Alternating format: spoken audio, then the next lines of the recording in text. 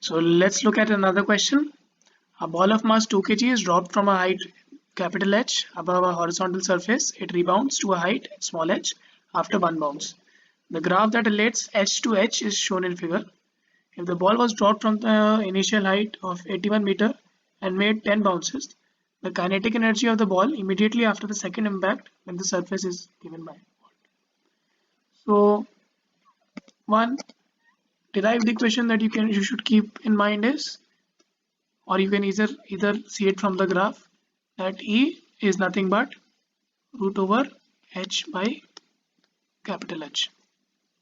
Okay, it's equal to root of 40 by 90 is equal to 2 by 3.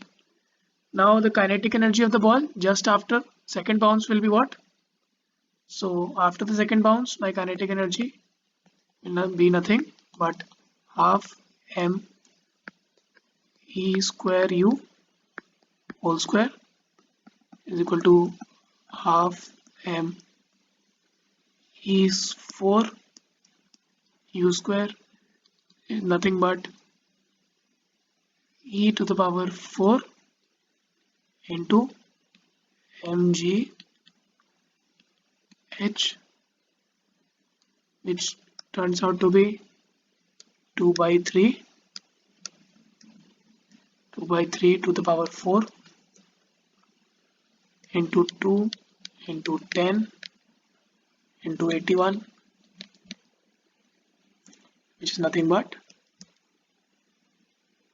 320 joules. Okay, how we got this relation? I'm leaving this as an exercise. You just have to use the formula VB minus VA divided by UA minus UB, and then find what these velocities are when you drop them from some height, let's say h. Okay, you need to find all these velocities and you need to substitute the velocities in terms of the heights that are there, and you will find that this relation pops out. So another question is given in front of you. Three objects A, B and C are kept in a straight line on a frictionless horizontal surface. They have masses as m, 2m and m again. The object A moves towards B with the speed 9 and makes an elastic collision with it. So it's making an elastic collision. I'll just mark that. It's making elastic collision. Thereafter, B makes a completely inelastic collision with C. All motions occur on the same straight line. Find the final speed. So this question is really easier to do. You should first apply the principle of conservation of linear momentum along the line of impact. So you see that here the line of impact is going through these. So this is a head-on impact, so you can directly write m into 9 is equal to 2m into some v2 plus m times v1. Okay, that implies 9 is equal to 2v2 plus v1. This is the first equation. Okay,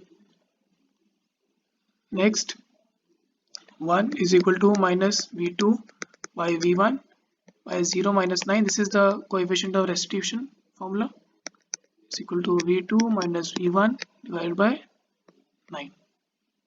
Note that I'm calling these as 1, 2 and 3. Okay, so using these two I can write that 9 is equal to v2 minus v1. That implies v2 is equal to 6 and v1 is equal to minus 3. Okay, now this block B goes and collides with the C. First of all, let me tell you that this velocity turned out to be negative. So that means after the first collision, velocity of A is backwards and velocity of B is forwards. Okay, now I will talk about the second collision. This was for the first collision, which was elastic between A and B. This is between B and C. what will happen? I can again write the conservation equation. 6 into 2m is equal to 2m into Vb, or plus m times Vc. I am calling these as the velocities, the final velocities of B and C. Okay, so 12 is equal to 2 Vb plus Vc. That implies Vb is equal to Vc is equal to V, or 3b is equal to 12, d is equal to 4 meter per second. So answer is 4 meter per second. Now let's look at another question. A simple pendulum made of a string of length L and a bob of mass small m is released from a small angle theta naught. It strikes a block of mass big M kept on a horizontal surface at its lowest point of oscillation elastically. It bounces back and goes up to an angle theta 1. Okay. The M is given by what? So this is a classic collision question. Let me just draw the diagram for this. Okay. This is the diagram. This is my small mass M. This is my bigger mass M that is just kept horizontal. And this is my length L. Okay. So let me just write down my different velocities. Let me use the orange pen for this. Now velocity before collision, V before collision was what? V is equal to root 2g L 1 minus cos theta naught. Okay, where this was the height. You make a circle, as I already told you in the chapter on circular motion. You make the circle, and then this is the height to which you get, because this is the radius. This is the radius. Let this be some height. So this portion is nothing but r into 1 minus cos theta. Okay. Velocity before collision was this. Now velocity after collision, V after collision is root 2gl 1 minus cos theta 1, because theta 1 is the angle to which it rose after collision. Okay, now we need to use momentum conservation. First of all, let me mark this as 1 and 2. Now you need to use simple momentum conservation. So you get small m p is equal to big M into the velocity of big M to velocity of small m, minus m into v1. Okay, that implies small m into root over 2 gl 1 minus cos theta naught is equal to big M into Vm minus m times root 2 gl 1 minus cos theta 1. Okay. What does this imply?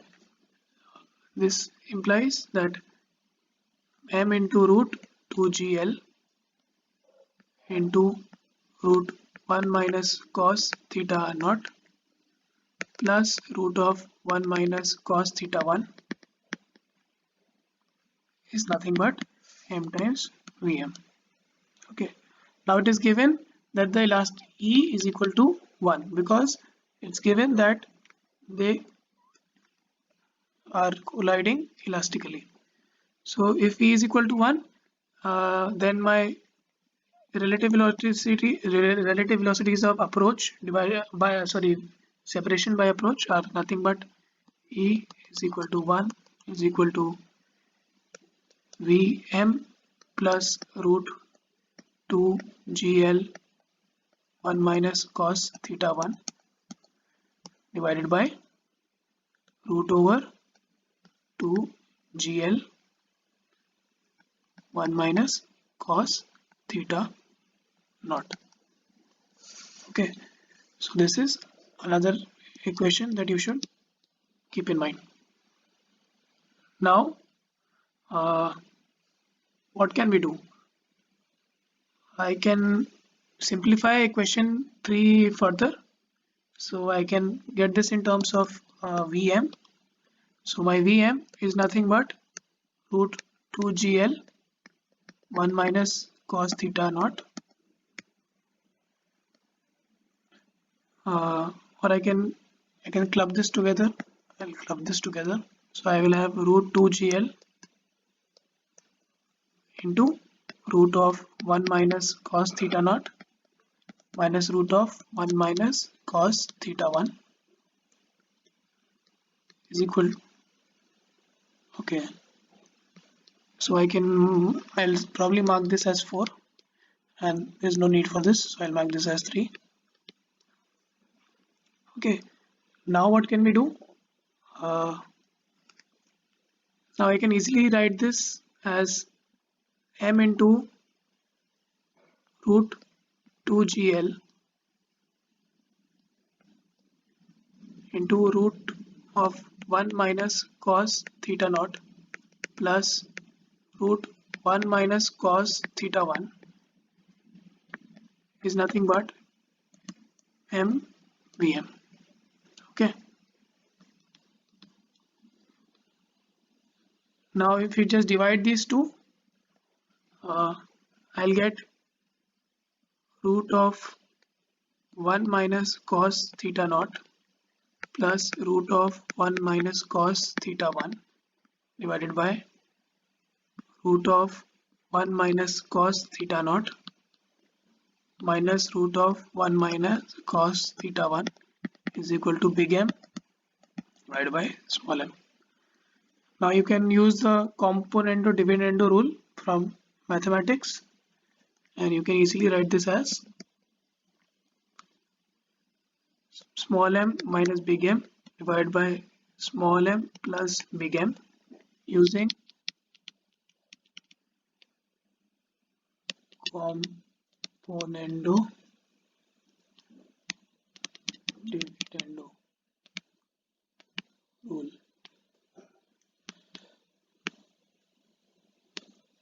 Now you will use componendo dividendo rule to get this equal to root of 1 minus cos theta 1 by root of 1 minus cos theta naught is nothing but sine theta 1 by 2 by sine theta naught by 2. Okay, that will imply, I'll write this in another line, that will imply by big M by small m is nothing but theta naught minus theta 1 divided by theta naught plus theta 1. That implies big M is equal to small m into theta naught minus theta 1 divided by theta naught plus theta 1. Let's see if this is an answer. I think the second one is the correct answer. Now let's revisit the concept of center of mass. Before that, let me give you the definition of what a rigid body is. So a rigid body is an extended body in which separations and relative locations of all of its particles remain unchanged under all circumstances.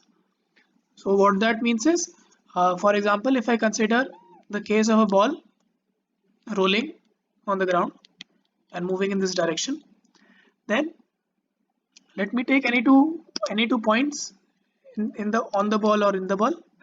Okay, let this be A and this be B.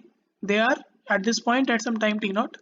After rolling and translating, my ball has reached this point. Okay, and at this point my A has reached some point A and the B is somewhere here. But what is the same? The distance between them, the actual distance between them remains the same, irrespective of whether they're translating or the system is rotating. This is the basic idea of a rigid body, that the distances between the particles remain the same. Now let's talk about the center of mass. The whole concept of center of mass comes into the picture because despite the complex motion of a system, for example, if it is a translation or rotation or a combination of both, there is a single point known as the center of mass, which represents the characteristics translation motion of the system. Characteristic translation motion of the system. Now, what does this mean? This basically means that center of mass is a point in space. There you can assume that the entire mass of the body is located, and if we apply the normal equations of motion to it, we will get the net result, uh, which we would have got if we applied the equations of motions to every particle of the system and then considered the body as a whole. For example, if I have a duster in my hand and I throw the duster in my classroom from one point A to another point B, then during the motion my duster can easily rotate itself many times. Okay, it can rotate also, and then it is translating as well. But if I'm only considered about that motion, the translation motion, then I can assume that my duster is basically a mass located at the center of mass, and then it is going through space in this projectile trajectory and reaching here. Okay, if I made the calculations for this point mass, then I will get the same answers as that of the original body if I applied it to every point. As this is a cumbersome process, so the center of mass concept saves us from many calculations. So let's quickly review the formulas of for the of masses. The center of mass for a system of discrete particles, let me zoom in this a little. The center of mass for a system of particles m1, m2 till mn is given by summation of MIRI divided by the total mass m, where big M is the summation of all the small masses, is equal to summation of all the small masses. Okay, so this is a point in space. Now this is a vector, so I can easily write this as with a x component, having a x component, a y component, and a z component.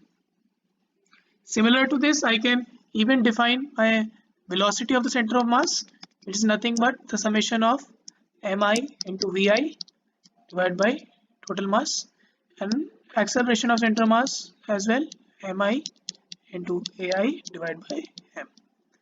Okay, so you should make a note of all these equations, this equation, this, 3 and 4.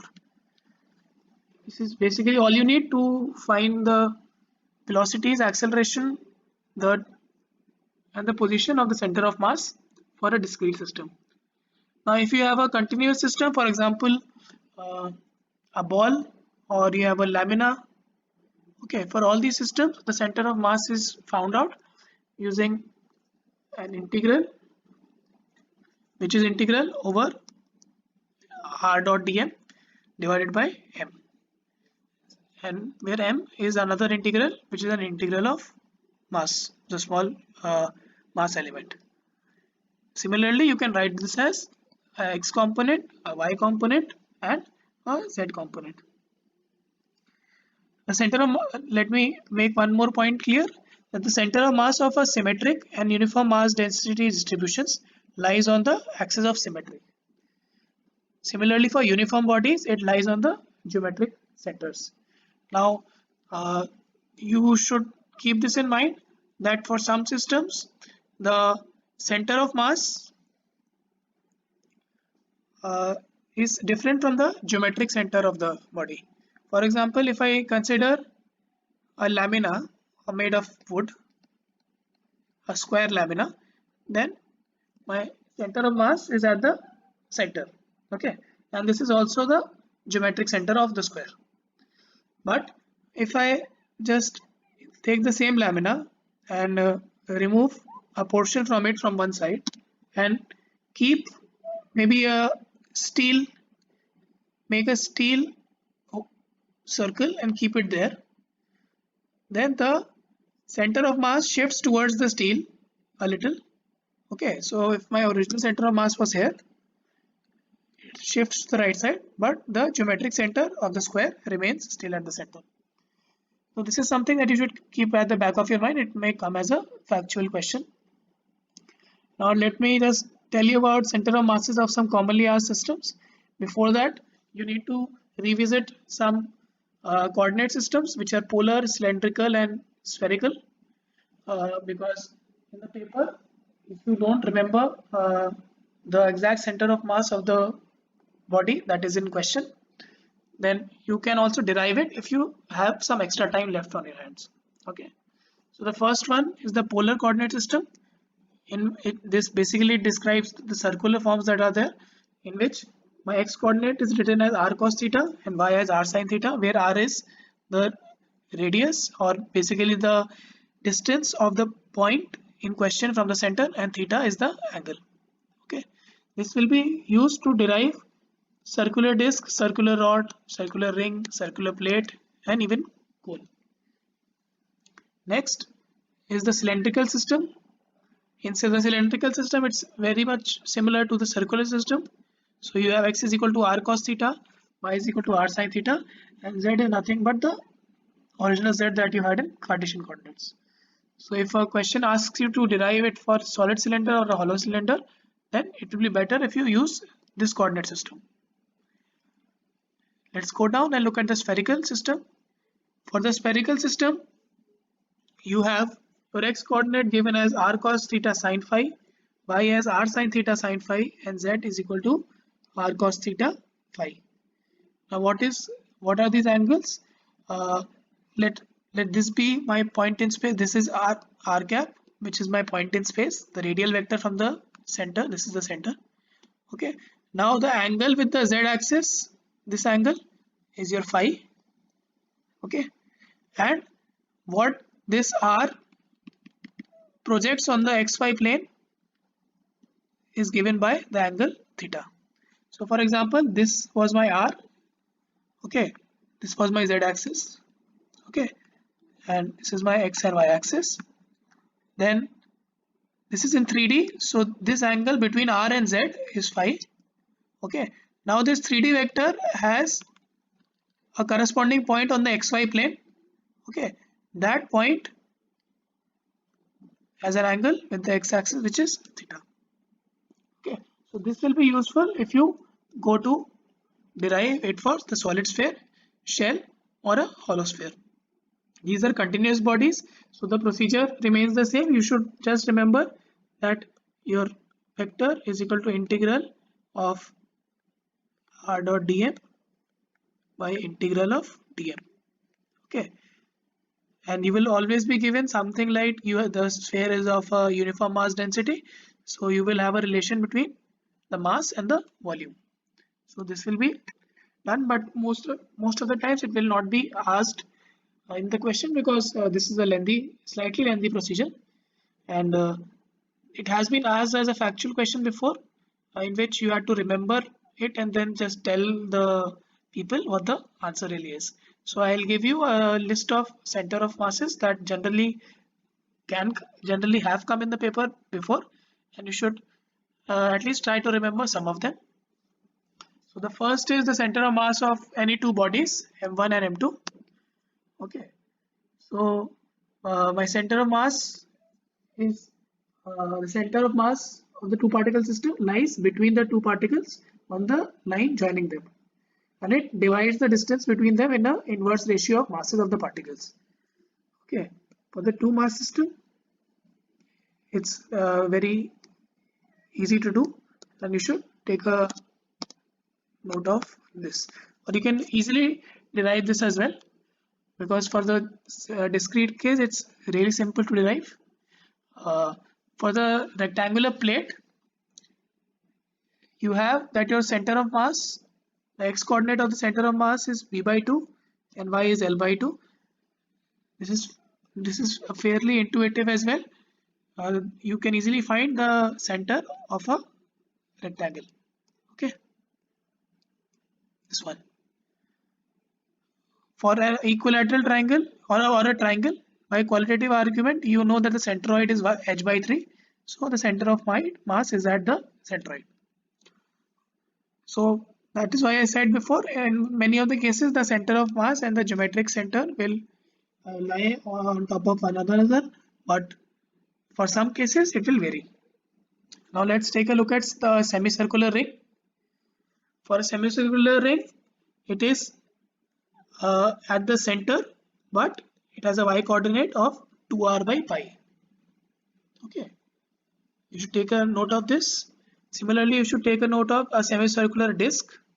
A disk is filled with mass, and that is equal to 4r by pi. Okay, in both the cases, x coordinate is 0. All these have been asked in some form or the other. Next is a hemispherical shell.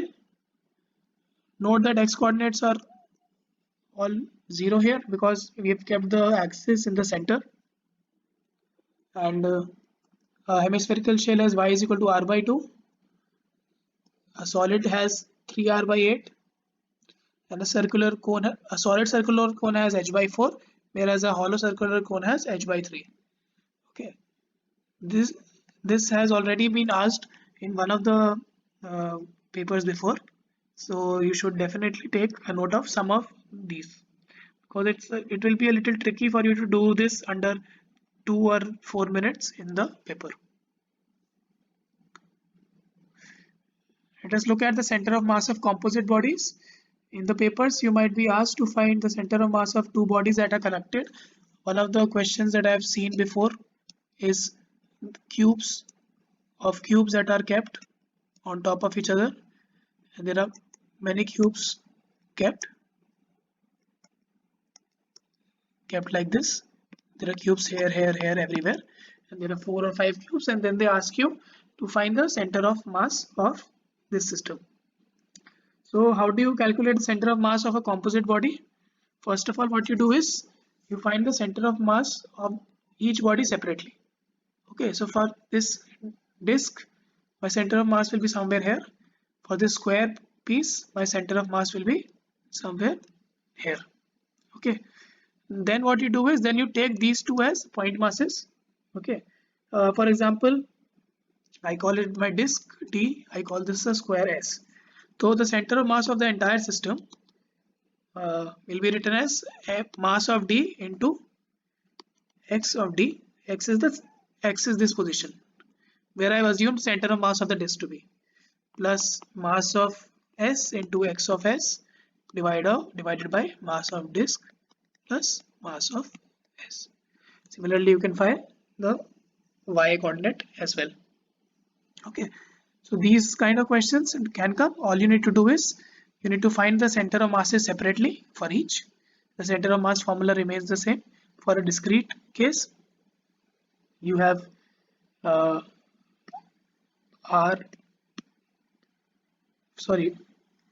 an integral case, you have center of mass is equal to x dm divided by integral dm, and similarly for the discrete case as well, you have x of the center of mass is nothing but the summation of delta m x divided by total mass. Okay, or you can write, yeah, let's go down and or it's not, let me just write it as mx, mi, xi for different i's. And now let's look at another type of questions that might come in the paper. These are questions that include truncated bodies. Now what do you mean by truncated body? Truncated body is nothing but a body in which a portion of the body has been removed. So for example, I've mentioned this in front of you. There is a circular lamina. Okay, this is my truncated body. Let me call it T. Let me label it by T. And I need to find the center of mass of this body. So there is mass all over here, but I have removed one mass from this region. To find the center of mass of a body of this form, you need to use something known as the superposition principle. That is, if we add the removed portion in the same place, we obtain the original body. So let me tell you how this works. Let me draw this one again in another with another pen. So I have my x and y axis and I have a circle. This one I'll draw the circle again. I have a circle. Okay, this is my lamina. This green portion is the lamina. Now what I've done is I have removed a circular piece from here. So this portion is the removed portion. So I'll call the upper one, I'll call this as my massive portion. Here this is massless because I've removed this portion. Now what I do is I add to this the portion that I've removed. I'll draw this again. So let this be the original massive hole, small hole. Okay, the hole that I removed from here, okay, I've kept it here. So I will call this as the truncated body which I did. This is my truncated body. Okay, and then this I will maybe term as R, which is the removed portion. Okay, and then if we combine these two, or basically keep this back in, I will get the original full body where everything is massive. Okay, this is my original body from which I had removed the portion. So how do I do this? The basic process is very simple. First, let's denote the mass of the truncated, removed, and the original body as m into m truncated body, m removed body, and m original body. Okay, and similarly, their center of masses be x truncated body, x removed body, and x original body. Okay, now we write that m mass of truncated body into x of truncated body plus mass of removed body into x of removed body is equal to mass of original body plus x of original body. So what we assume is, what would the mass be if both of them were already there? Okay, this is the equation that you will be using to solve questions of this sort, and from here you can easily find this is not plus, this is the multiplication. So mass of original body into x of original body. Okay, so from here you can easily see that my x of truncated body is nothing but mass of original body, x of original body minus mass of removed body, x of removed body divided by mass of truncated body. Now let's look at another question. A uniform rectangular thin sheet ABCD of mass capital M has a length A and a breadth B as shown in the figure. If the shaded portion HBGO is cut off, the coordinates of the center of mass of the remaining portion will be what? So first of all, let me draw the reduced portion again, or the removed portion. So this is my HBGO. Okay, now with respect to O, what are the coordinates of the center of mass of this reduced portion? This length is nothing but A by 2 and this is B by 2. So with respect to O, this center of mass of this removed portion is at A by 4 comma B by 4. Okay, now I need to find the x cm center of mass with respect to this origin. I'm not using this reference frame where 0 0 0 comma 0 is my origin. I have made my reference frame starting from this point O for doing this question. Okay, how does this help? Because the reduced mass, the removed portion is easier to calculate. So I have my XCM with respect to this coordinate system is equal to mx minus small x divided by capital M minus small m, where capital M is the full mass and this is the center of mass of the entire body, the original body. Okay, what you should remember is truncated body plus removed body gives you the original body. Okay, this is what you get, and then you just substitute the values. M into 0 minus m by 4 into a by 4 divided by m minus m by 4 is equal to minus a by 4. Similarly, you find the y center of mass, it turns out to be minus b by 12. Sorry, this is minus a by 12. There is a 12 there. Okay. Now you got the values of the center of mass of the truncated system with respect to this coordinate system. Now you need to write down the answers with respect to 0, 0. Okay. So my x with respect to 0, 0 is nothing but a by 2 minus a by 12 is equal to 5a by 12, and my y naught is b by 2 minus b by 12 is equal to 5b by 12. So this is my answer. Next, let's briefly take a look at the frame of reference or the center of mass. Now the center of mass frame of reference or the centroidal frame of reference is assumed to be attached with the mass center of the system at its origin, and it is known to move together with the mass center. Okay, this reference frame that I'm talking about, it's a special frame and it presents some simple interpretations and solutions that will be very helpful when you appear for the examination.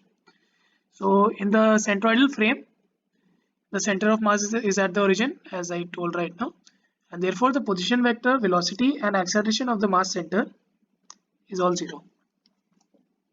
Let me tell you about this again, what this means. This is my normal inertial reference frame, okay, fixed to the ground. Let me make it in 2D only. Okay, xy plane. Now I have two bodies, A and B, and their center of my mass lies somewhere here. Okay, these two bodies are joined together, or even if they're not joined together, their center of mass lies here. Now I define my center of mass frame as having its origin at the center of mass. So in this frame of reference, I can see that the velocity, position and acceleration of my center of mass are all 0 because my center of mass is placed right at the origin. So it's x is equal to 0, xcm in this frame, in the center of mass frame. Okay. Now now you can also say that the sum of mass moments in a center of mass frame vanishes. Okay, and you can also say that the total linear momentum of the system in centroidal frame vanishes. Why is this so? Because in the center of mass frame, my equation was mr, center of mass, this is the total mass, is equal to m1 r1 plus m2 r2 and so on and so forth, right? Now this is my general equation that I had divided by, yeah, this is it. Okay, this is my general equation for finding the center of mass in some frame, let's say some frame 1. Now if I talk about the second frame In the second frame, my RCM is equal to 0 because it's at the origin. Thus, in this frame, 0 is equal to M1R1 plus M2R2 and so on. So that is why the sum of the mass moments, this quantity is known as a mass moment.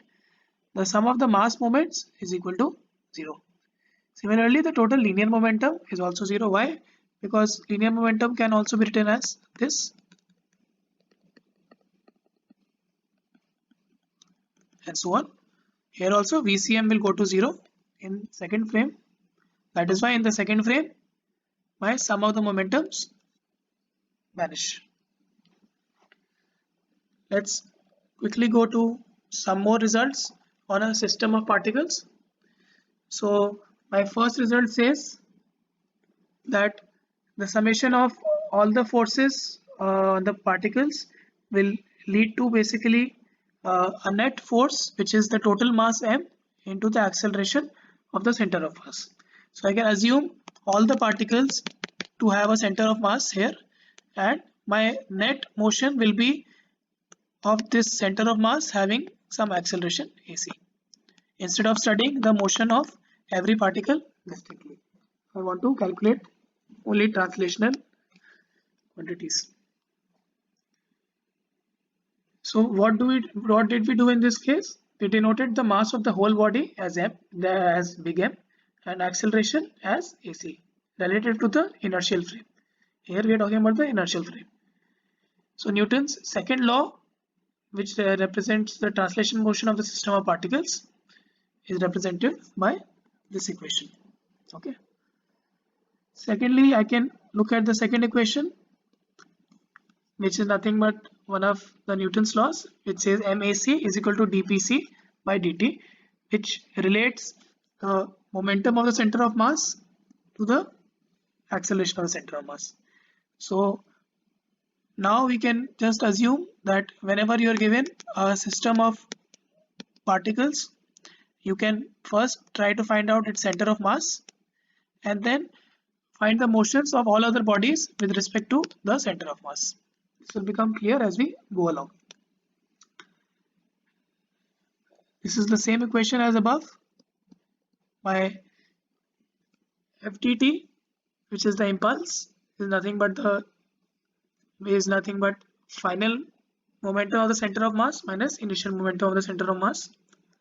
Okay, and what you should notice, if this quantity is equal to 0, okay, if the total net impulse on the system is equal to 0, then we can easily write that my summation of P initial is equal to summation of P final. Okay, this is the conservation of linear momentum, where one body is assumed to be at center of mass, and similarly in the final state also we are just looking at the center of mass. So in a phenomena, when a system changes its configuration, some or all of its particles change their respective locations and momentum. Now the sum of linear momentum of all the particles equals to the linear momentum due to translation of mass center, which we just described. The conservation of linear momentum, which I told you right now by an equation number 4, is also similar to what we have done before. So that if I tell it in more sensible fashion, I can just say that the total momentum of the system of particles cannot change under the action of internal forces, and if there is a net impulsive external force in a time interval which is close to 0, then the total momentum of the system in that time interval will remain conserved. Note that this is similar to the 3 properties that I told you before.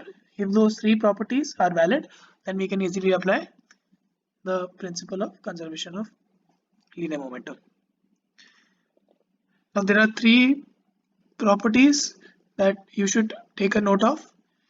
During an event, the net impulse of external forces in a direction is 0 in the following cases, because you will need these when you're trying to see whether I can apply the principle of conservation of linear momentum or not. So first one says that this happens when no external force acts in a particular direction on any of the particles in the body. Next is when resultant of all the external forces acting in a particular direction on all the particles on the body is 0. And the third says in a pulsive motion where time interval is negligibly small, the direction in which no impulsive force acts conserves the linear momentum. This is exactly same as the time when we were talking about individual particles. So this clearly says that even if you have a large system of particles, you can find the center of mass and assume that you can apply all the principles that you've learned to that single point. Similarly, you can find the kinetic energy of the center of mass for a discrete system, and you can find the kinetic energy of the center of mass for a continuous system.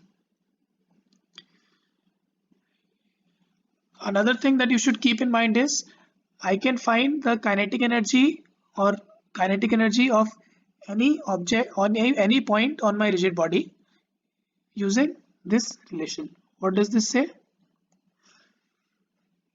If I have a rigid body, for example, if I have a ball, okay, or not a ball is a slightly easier example. If I have some cylinder and there are these 3 particles that are there or 4 particles that are there, and this is my frame of reference. Okay, now in order to find the velocity of, let's say this is A, B, C, D, for me to find the properties of what is happening at A is difficult to analyze from my frame of reference, that is inertial on the ground. So what I do is first I find the center of mass of the system. Okay, let this be the center of mass. Okay, and then I jump to the center of mass frame and find what is happening to it with respect to this. Okay, because with respect to the center of mass, it's extremely easy to study whatever is happening at A or B or C or D because it is on that rigid body. So this first equation says the same thing, that the kinetic energy of all the particles, the discrete particles that are there, can be written as the summation of the kinetic energy of the center of mass plus the kinetic energies of those particles with respect to the center of mass. Okay, you can still apply the conservation of energy principle, mechanical energy principles to the center of mass, and you can also apply the work energy theorem.